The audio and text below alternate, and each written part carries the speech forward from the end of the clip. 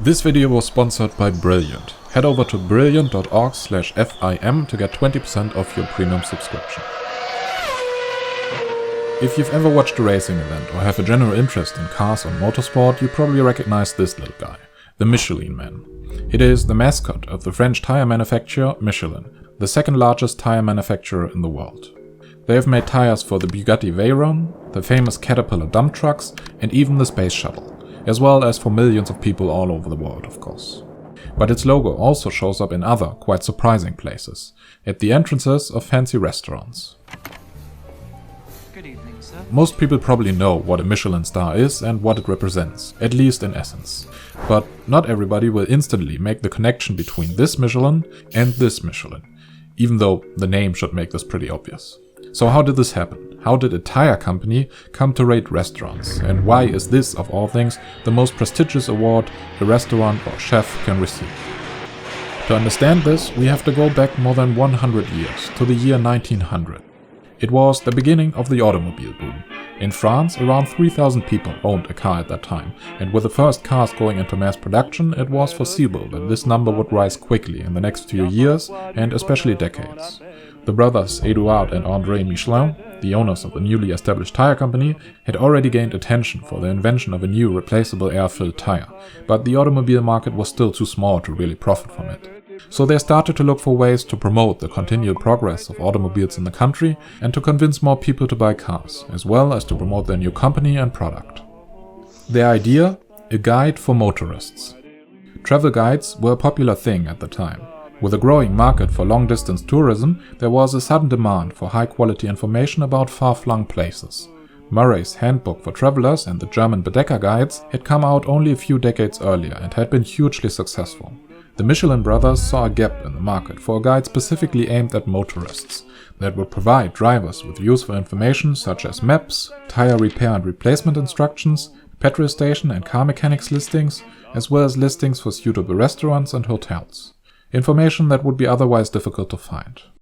The brothers were right, and the Michelin Guide became an almost instant success, which prompted them to quickly publish the guide in other countries as well, such as Belgium in 1904, Algeria and Tunisia in 1907, Italy, Switzerland and the Netherlands in 1908, Germany, Spain and Portugal in 1910, and Ireland and the British Isles in 1911, expanding the company's reach internationally. In the early 1920s, when cars had become a lot more common, the focus of the Michelin Guide on tire and car maintenance then gave way to classic guidebook fare. Due to the rising popularity of the restaurant section of the book, this section was reconstructed and expanded. To ensure the quality of the listings, the brothers recruited a team of so-called inspectors, full-time food critics that would travel the country, visit restaurants anonymously, and review them. A practice that has remained relatively unchanged until today. A few years later, in 1926, they then made the most important change by introducing stars to award particularly good restaurants. Initially, they only gave out single stars, but in 1931, the system was expanded to the 3-star system we know. Today, nearly 90 years later, a new Michelin Guide is still being published every year, and while its origin as a guidebook for motorists is long forgotten by most, it has, since then, become maybe the most prestigious restaurant award in the world. But why? Why is its rating so highly valued by chefs? One reason is certainly the company's and the guide's long history. Michelin survived 2 world wars and many recessions over its long 130-year existence. It now ranks among the 30 oldest companies in France. During all this time, they never gave up on their odd marketing item, which meant it quickly became one of the most well-known travel guides in the world. One advantage the Michelin Guide had over other guides, particularly during the rough first half of the 20th century, was that its profitability was never a concern. In the first 20 years, the guides were given out for free, and even after they started to charge money for it, in 1920 it very likely remained unprofitable for a long time.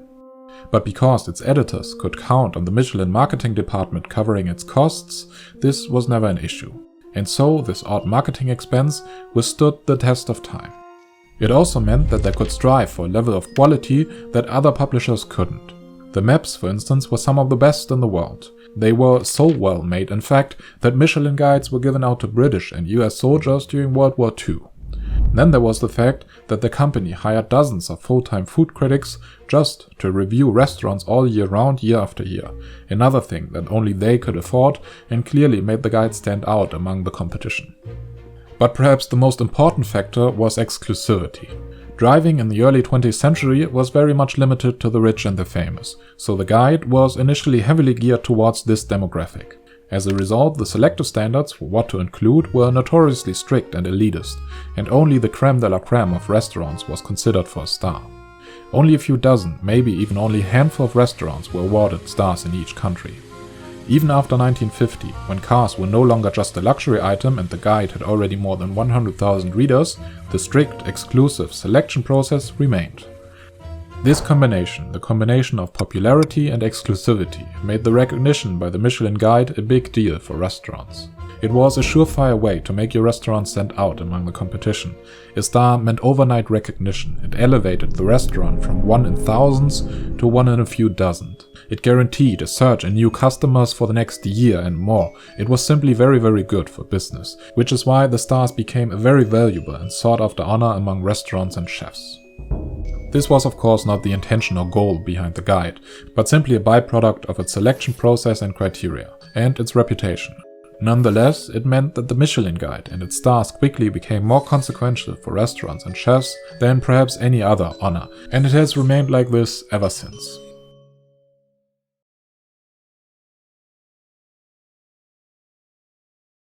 I know this video wasn't the type of science video I usually do, so I thought we could end it with a little science quiz to make up for that. Here's the problem. Imagine you and a flock of little birds weighing as much as you do eat together day after day. Which of you would need to eat more calories to stay alive? Did you get it? If you enjoy problem-solving exercises like this, I suggest you check out Brilliant, a learning platform that uses exercises like this to teach you mathematics, physics and computer science. The problem I just gave you was one of their daily challenges. 3 exercises released each day that test your problem-solving skills and make you a little smarter in the process. You can check out the correct answer as well as the explanation for it with a link in the description. These daily challenges also give you a sneak peek into the type of content you will find in Brilliant's over 60 courses. So if you're unsure whether Brilliant is something for you, you can try out as many of these as you want for free. And if you do like it, you can go to brilliant.org/FIM to get 20% off your premium subscription. If you made it this far without turning off, here are a few more things that I couldn't fit in the main part of the video. As I said in the video, the way the restaurants are reviewed is by a group of inspectors, which are essentially full-time food critics hired by Michelin. Today they have around 150 of them all over the world. In the UK, for instance, it's around a dozen. Each inspector has between 260 to 300 lunches and dinners during a year in the various restaurants in the country that have stars or aspire to receive one. Restaurants with 1 star are usually visited 2 to 3 times during a year, while the ones with 2 to 3 stars are visited up to 10 times or more by multiple inspectors. That's to ensure the restaurant has retained the high standard necessary for the award. So restaurants can also lose stars. One of the most notable things about these inspectors is the secrecy. In order to make the reviewing process as authentic as possible and to ensure the incorruptibility of the rating, the inspectors visit the restaurants completely anonymously. And Michelin goes to extraordinary lengths to maintain this anonymity. All the expenses are paid for the inspectors, which in turn are not allowed to disclose that they are inspectors at any point while they are working. They are also not allowed to talk to journalists and are even advised not to tell their friends or family that they are working for Michelin. This of course means that the restaurants and chefs never know if there's currently an inspector among the guests, which essentially makes every day the most important day of the year. It's like as if, during the last year of high school, each day could be the day that decides whether or not you're allowed to go to university, and you don't know which one it will be. Quite stressful. Even just maintaining a star can be a burden, as losing it would have devastating effects on the restaurant.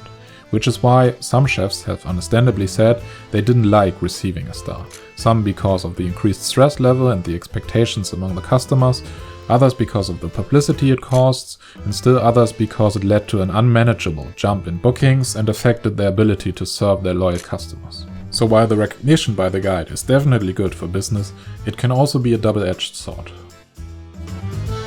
So that's about it. Don't forget to check out Brilliant, and thanks for watching.